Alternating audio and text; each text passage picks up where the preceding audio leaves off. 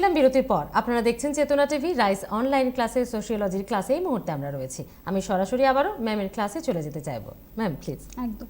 তো দ্বিতীয় যে আমরা যে স্টেজটার কথা বলছিলাম সেটা কি, সেটা হচ্ছে আমাদের স্লেভ সোসাইটি।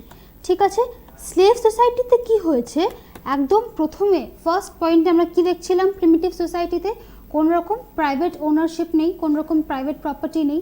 কিন্তু স্লেভ সোসাইটিতে কি হলো, প্রথম আমরা প্রাইভেট ওনারশিপ কিংবা প্রাইভেট প্রপার্টি দেখতে পেলাম। কিসের মাধ্যমে? স্লেভসের মাধ্যমে। মানে কি, এই সমাজে মানুষকেই প্রপার্টিতে ট্রান্সফার করে দেওয়া হলো। স্লেভ মানে কি, দাসে তোমার দাস। স্লেভ আর এমপ্লয়ের কিন্তু একটা বেসিক ডিফারেন্স আছে। আমি যখন একটা এমপ্লয়ি একটা কোনো কোম্পানির, আমার একটা পার্টিকুলার জব ডেসক্রিপশন আছে, আমি সেই পার্টিকুলার মানে কাজের ছাড়া অন্য কোনো কাজ আমি করতে বাধ্য নই। দ্বিতীয় কি, আমার একটা স্যালারি পাই, আমার একটা ইন্ডিভিজুয়ালিটি আছে, আমি একটা পার্টিকুলার টাইম টু টাইম সেই মালিকের আন্ডারে কাজ করি কিংবা সেই কোম্পানিতে কাজ করি। After that particular working hours আমি কি করি না করি সেটার কৈফিয়ত কিন্তু আমি কাউকে দিই না। কিন্তু স্লেভ মানে কি, স্লেভের কিন্তু এরকম কোনো অথরিটি নেই। তার পুরো জীবনটাই কিন্তু তার মালিকের হাতে। তার জন্ম, তার মৃত্যু, তার জীবনে সে কী কী করবে সমস্তটাই কিন্তু তার মালিকের হাতে, right? So that is the basic difference between A slave and a employee. Saying that, এখানে আমরা কি দেখছি, এখানে একদম ফার্স্ট আমরা দেখছি ক্লাস ফর্ম হচ্ছে। ক্লাস ফর্ম হচ্ছে মানে পোলারাইজেশন অফ ক্লাসেস হচ্ছে। ঠিক আছে, তাহলে কি হচ্ছে, ক্লাস ফরমেশন। তো ক্লাস ফরমেশনে আমরা কি দেখলাম, দুটো ক্লাস ফর্ম হচ্ছে। কি কি? একটা হচ্ছে স্লেভ ওনার্স, মানে যারা মাস্টার্স বলতে পারো, স্লেভ মাস্টার্স, যারা এই স্লেভগুলোকে ওন করছে। দ্বিতীয় কারা? দ্বিতীয় হচ্ছে আমাদের স্লেভস। ওকে, যারা স্লেভস। আচ্ছা, এখানে কি দেখো, এখানে একটা পাওয়ার ডিকোটমি কাজ করছে। স্লেভ ওনার্স যারা, তারা কি, তারা হচ্ছে অপ্রেসার, যারা রুল করছে, রুলার, যারা পাওয়ারফুল বলতে পারো। ঠিক আছে, আর স্লেভসরা কারা? স্লেভস হচ্ছে আমাদের অপ্রেসড, যাদের ওপর রুল করছে বা যাদের ওপর টর্চার করা হচ্ছে, যারা এক্সপ্লয়েটেড হচ্ছে। বোঝা গেল? তো এখানে কি, এখানে আমরা ফার্স্ট দেখলাম একটা ক্লাস ফরমেশন হচ্ছে।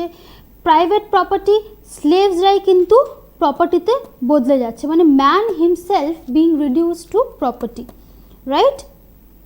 আচ্ছা, এবারে কি হচ্ছে, একটা সার্টেন পয়েন্টের পর তুমি টর্চার হতে হতে হতে হতে হতে হতে তুমি একদিন কী হবে, একদিন তুমি মাথা চাড়া দিয়ে উঠবে।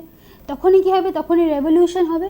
রেভলিউশনের ফলে কী হচ্ছে, যেটা মার্কস আগেই বলেছে, কনফ্লিক্টের মাধ্যমে আমরা একটা সমাজ থেকে আরেকটা সমাজে ট্রানজিশন করছি। তাহলে কি, there is a conflict between the slave masters and the slaves, একটা রেভলিউশন হচ্ছে।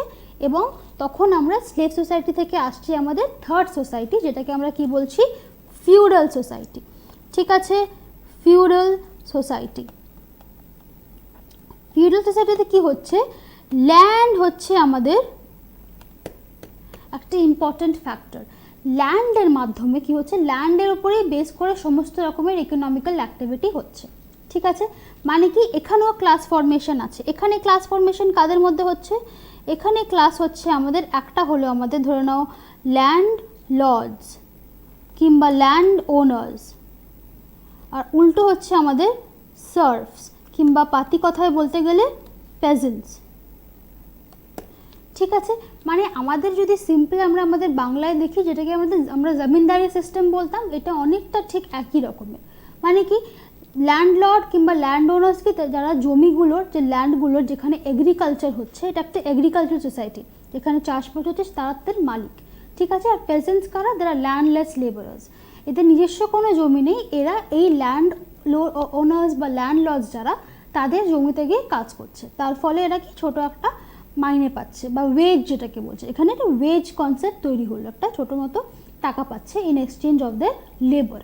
ঠিক আছে, তো এখানে কি দেখছি, এখানেও সেরকম আমাদের এখানে প্রাইভেট প্রপার্টি কি, আগে যেমন স্লেভ সোসাইটিতে মানুষ, slaves themselves for private properties, এখানে কিন্তু সেটা না, এখানে আমাদের ল্যান্ড হয়ে যাচ্ছে প্রাইভেট প্রপার্টি, তাই তো? তাহলে এখানেও কি, এখানেও আমরা ওনারশিপ অফ প্রপার্টি দেখতে পাচ্ছি। ওনারশিপ অফ প্রপার্টি মানে কি, যখনই আমার কাছে প্রপার্টি চলে আসছে, যার কাছে যত বেশি প্রপার্টি সে তত বেশি রিচ, সে তত বেশি পাওয়ারফুল, তাই তো? তার মানে কি, ক্লাস ফরমেশন হচ্ছে। যখনই পাওয়ারের কনসেপ্ট চলে আসছে তখনই ক্লাস ফরমেশন হচ্ছে।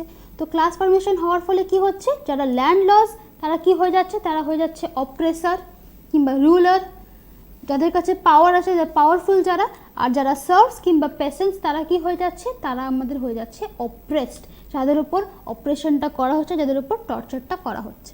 এখানেও ঠিক তাই, একটা লেভেল এর পর অনেকটা সহ্য করার পর কি হচ্ছে, এখানেও একটা রেভলিউশন দেখা দিচ্ছে। এখানেও কি হচ্ছে, এখানেও সার্ভরা আর রেভলিউটিং এগেনস্ট দ্য পেজেন্টস, এবং এখানে আরেকটা চেঞ্জ দেখা যাচ্ছে। ফিউডাল সোসাইটি থেকে আমরা কি দেখতে পাচ্ছি, আমরা দেখতে পাচ্ছি একটা change in the next form of society, যেটাকে আমরা বলছি ক্যাপিটালিস্ট সোসাইটি। কি বলছি, আমরা বলছি ক্যাপিটালিস্ট সোসাইটি।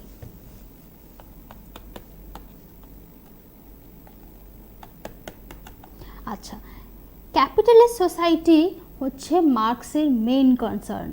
এই এত যে গল্প ক্যাপিটালিজম, আজকাল আমরা অনেক শুনি মার্ক্সবাদী ক্যাপিটালিজম, পুরোটাই কিন্তু এই ক্যাপিটালিস্টিক সোসাইটিরই হিস্ট্রি কিংবা গল্প। ঠিক আছে, তো এটা আমরা কি দেখলাম, মেজর কনসার্ন অফ মার্কস। আচ্ছা, তো এখানে যদি সিম্পল ভাষায় শুরু করি, এখানে কি, এখানে কিন্তু ল্যান্ড আর ইম্পর্ট্যান্ট নয়, land is not the main economic activity. এখানে সমস্ত রকম ইকোনমিক অ্যাক্টিভিটি কিসের চারিপাশে ঘোরাফেরা করছে, ক্যাপিটাল। বোঝাই যাচ্ছে ক্যাপিটালিস্ট সোসাইটি, মানে ক্যাপিটাল শব্দটা খুব ইম্পর্ট্যান্ট। সো এখানে কি, capital becomes the main economic activity. ঠিক আছে, আচ্ছা, এখানেও কি, এখানেও একটা ক্লাস ফরমেশন হয়েছে, দুটো ক্লাস আছে। দুটো ক্লাস মানে সিম্পল ভাষায় যেটাকে আমরা বলি বিজনেস ক্লাস, যেটা মার্কসের ভাষায় বলা হয় বুর্জুয়া, আর আরেকটা হচ্ছে কি লেবার কিংবা ওয়ার্কিং ক্লাস, যেটাকে আমরা কি বলছি, প্রলেতারিয়াত। ঠিক আছে, তাহলে কি, এখানে বিজনেস ক্লাস কারা, বিজনেস ক্লাস হচ্ছে যারা অপ্রেসার, ঠিক আছে, আর লেবার ক্লাস কারা, লেবার ক্লাস হচ্ছে যারা অপ্রেসড। এখানে বুর্জুয়া কিংবা প্রলেতারিয়াত ছাড়া আরেকটা কনসেপ্টও, আরেকটা টার্মিনোলজিও আছে, যেটাকে আমরা বলি হ্যাভস, মানে যাদের আছে, অ্যান্ড হ্যাভ নটস। আচ্ছা, এখানে যদি আমরা বলি এই যে যারা বিজনেস ক্লাস, এরা বিজনেস ক্লাস কেন, বিকজ এদের হাতে হচ্ছে আমাদের চারটে মিনস অফ প্রোডাকশন। যে আমরা মিনস অফ প্রোডাকশনের কথা বলছিলাম শুরুতেই, মিনস অফ প্রোডাকশন কিংবা ফোর্সেস অফ প্রোডাকশন, এই চারটে means of production, land, labour, capital এবং এন্টারপ্রেনার, এই চারটেই কিন্তু এই বিজনেস ক্লাসদের হাতে, যার ফলে কি, they are the owners of the property. বোঝা গেল, ওনারশিপ অফ প্রপার্টি হচ্ছে because the business class have the authority over all the forces of production, they are the oppressor. Are working class কি, working ক্লাসের কাছে কিছুই নেই, এদের কাছে না ল্যান্ড আছে, না লেবার আছে, না ক্যাপিটাল আছে, না এন্টারপ্রেনার আছে, therefore they are the proletariats or they are the labor or working class. আচ্ছা, এবারে এখানে একটু শুরুতে যাই, একটু হিস্ট্রিতে যাই, কী করে এই পুরো ফরমেশনটা হলো। আমরা এর আগে কি দেখছি, এর আগেই দেখছি আমরা একটা এগ্রিকালচারাল সোসাইটি ছিল, তাই তো। আমরা দেখছি কি, এর আগেই ফিউডাল সোসাইটি ছিল, যার ফলে কি, যেখানে ল্যান্ড ছিল আমাদের মেন ইকোনমিক অ্যাক্টিভিটি, তার মানে কি আস্তে আস্তে এগ্রিকালচার থেকে আমরা একটা শিফট দেখতে পাচ্ছি। যখনই আমরা ক্যাপিটালিস্ট সোসাইটির কথা বলি, তখনই কিন্তু আমাদের মাথায় আসে কি ইন্ডাস্ট্রি, বড় বড় ফ্যাক্টরি, তাই তো, বড় বড় মেশিন, ক্যাপিটালিস্টিক মানেই সেটা। ঠিক আছে, তো কি হচ্ছে, কিছু আমরা মাস চেঞ্জেস দেখতে পেলাম। প্রথম কি দেখছি আমরা, প্রথমে দেখছি একটা shift from agriculture to industry. ঠিক আছে, এই শিফটের ফলে কি হচ্ছে, ইনিশিয়ালি শুরু হয় এই শিফটটা লেবার ক্লাস দিয়ে, যে কি হয়, একটা ফ্যাক্টরি তৈরি হয়, একটা ইন্ডাস্ট্রি তৈরি হয়, আর সেখানে লেবারার্স কিংবা ওয়ার্কার্সকে হায়ার করা হয়। ঠিক আছে, বাট উইথ টাইম কি হচ্ছে, যত ইন্ডাস্ট্রিগুলো বড় হচ্ছে, যত ফ্যাক্টরিজগুলো বড় হচ্ছে, আস্তে আস্তে কি হয়, এই একই সময় মেশিনসে তোমার মেশিনস ডেভেলপ করে, as an machines were invented. কি মেশিনগুলো কি করতো, এই মেশিনগুলো একটা ছোট কাজকে, যেটা একটা হিউম্যান লেবার হয়তো অনেক সময় লাগাতো করতে, তার কিছু ফল্ট থাকতে পারে, কিছু ফেব্রিকের গণ্ডগোল হতে পারে, কিছু ম্যাটেরিয়ালের গণ্ডগোল হতে পারে, হতেই পারে, মানুষ মাত্রই ভুল হয়, আমাদের কথাই আছে। তাহলে কি, কিন্তু মেশিনগুলো কি, মেশিনগুলো সামওয়াট একটা পারফেক্ট আইডেন্টিক্যাল প্রোডাক্ট তৈরি করতো, তাও আবার খুব কম সময়। ঠিক আছে, তাহলে আমরা কি দেখতে পাচ্ছি, ফার্স্ট দেখতে পাচ্ছি আমরা একটা change from what, human labour মানে মানুষ লেবারকে কি করছে, হিউম্যান লেবারকে টেক ওভার করছে মেশিনস, সেটাকে মার্কসের ভাষায় বলা হয় ডেড লেবার। মেশিনের তো কোনো প্রাণ নেই, কিন্তু ও একই কাজ করছে, মানে কি human labour was replaced by dead labour first. দ্বিতীয় আমরা কি দেখছি, এবার দেখো একটা ট্রানজিশন, এই যে মেশিনসগুলো এগ্রিকালচারের সময়, এই যে ট্রানজিশনের পিরিয়ডটা, মানে যখন এগ্রিকালচার শেষ হয়ে আস্তে আস্তে ইন্ডাস্ট্রিটা ইম্পর্ট্যান্ট হচ্ছে, তখন কি, যখন মেশিনস ডেভেলপ করেনি তখন মানুষের ছোটোখাটো টুলস নিয়ে কাজ করতো। টুলস বলতে আমরা কী বুঝি, এই যে তোমার ধরে নাও হাতুড়ি বা ছেনি, এগুলোকে আমরা টুলস বলি। তখন কার্পেন্টাররা যে টুলসগুলো ইউজ করে, এখানে একটা খুব সুন্দর একটা পাওয়ার গেম দেখানো যায়, যেটা দেখো যখন টুলস ইউজ হতো, তুমি একটা ম্যানের সাইজ ইমাজিন করো আর একটা টুলের সাইজ ইমাজিন করো। ম্যান কন্ট্রোলিং টুলস, বোঝা যাচ্ছে আমি একটা মানুষ, আমি একটা লেবার, আমি একটা কার্পেন্টার, আমি একটা কাঠের মধ্যে হাতুড়ি দিয়ে পেরেক পুঁতছি।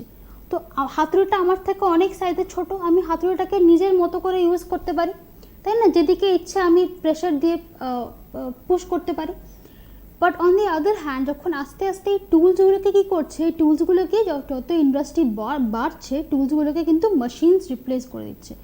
এবারে তুমি একটা মেশিনের সাইজ ভাবো, মেশিন মানে যে দেখবে কটন মিল কিংবা এরকম বড় বড় ইন্ডাস্ট্রিতে বিশাল বড় বড় মেশিন হয়, মানে ধরো 100 জন 200 জন মানুষের থেকে বড় মেশিন, তাই তো?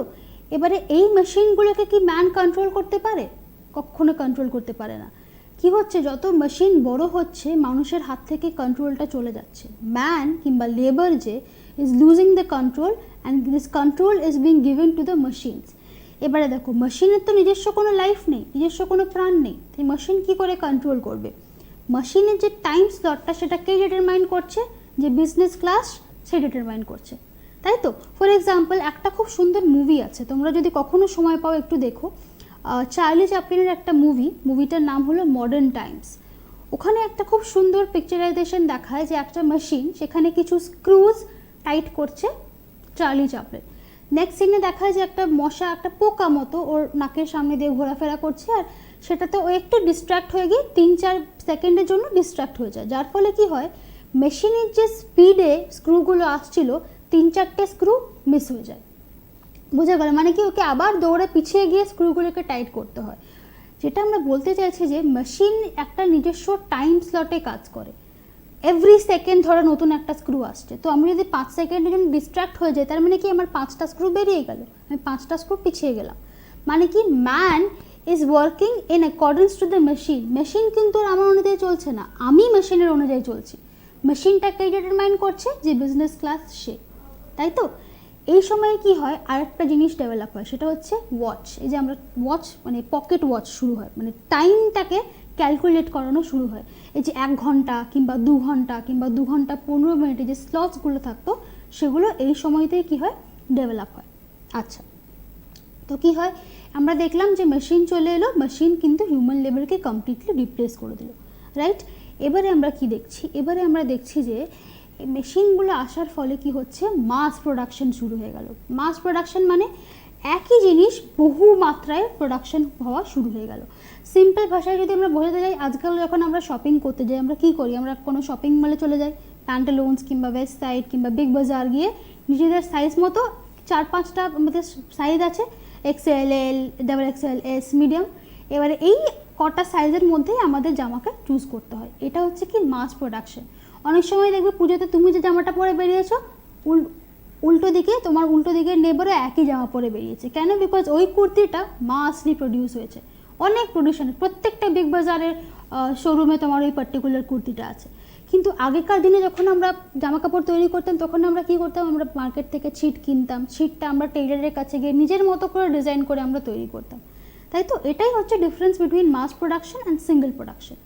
আচ্ছা, তো কি হচ্ছে, উইথ ইন্ডাস্ট্রিজ মাস প্রোডাকশন তৈরি করা শুরু হয়ে গেল, ঠিক আছে?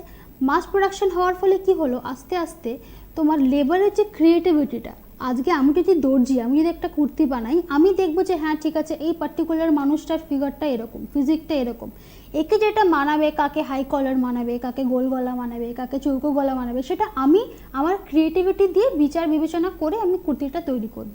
কিন্তু এখন কি হচ্ছে, এখন যারা বিগ বাজারের জন্য কুর্তি তৈরি করছে, সে জানেই না তার কাস্টমারকে, তার কাছে কটা সাইজ দেওয়া আছে, সে নিজের মতো সাইজের কুর্তি তৈরি করে চলে যাচ্ছে। এবার ধরো কেউ যদি এল আর এক্সেল এর মাঝামাঝি হয়, তার এল একটু টাইট হবে, এক্সেল আবার লুজ হবে, তার পার্টিকুলার ফিটিং কিন্তু সে জামা কখনোই পাবে না। কেন? বিকজ জামাটা কিন্তু মাসলি প্রডিউস হয়েছে। বোঝা যাচ্ছে? সো এরকম একটা টার্মোয়েলে আমরা কি করছি, আমরা ক্যাপিটালিজমকে দেখতে পাচ্ছি। আচ্ছা, এবারে কি হচ্ছে, এবারে হচ্ছে এক্সপ্লয়টেশনের কনসেপ্টে আসি।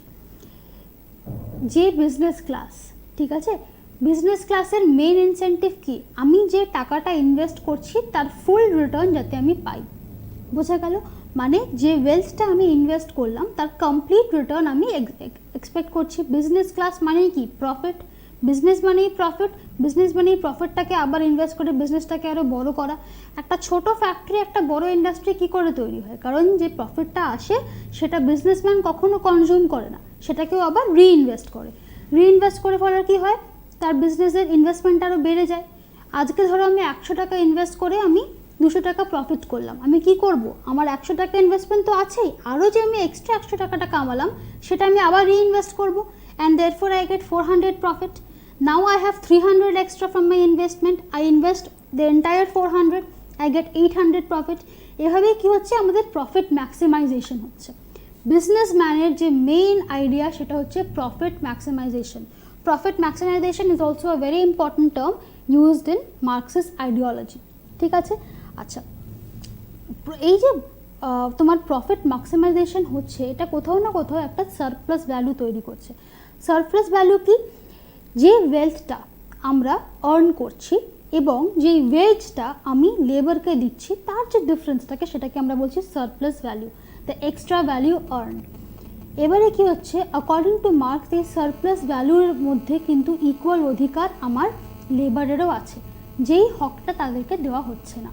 সেটা কি করছে, সেটা বিজনেসম্যান নিজে নিয়ে নিচ্ছে এবং এর ফলে যে আমাদের লেবার ক্লাস তাকে আমি এক্সপ্লয়েট করছি কিংবা তাকে আমি টর্চার করছি, সিম্পল ভাষায় বলতে গেলে। আচ্ছা, আমরা নেক্সট পয়েন্টে যাব ম্যাম, তবে একটা ছোট ব্রেক নেওয়ার সময় হয়ে গেছে। একটা বিরতির পর ফিরে আসছি এই ক্লাসে, সঙ্গে থাকুন।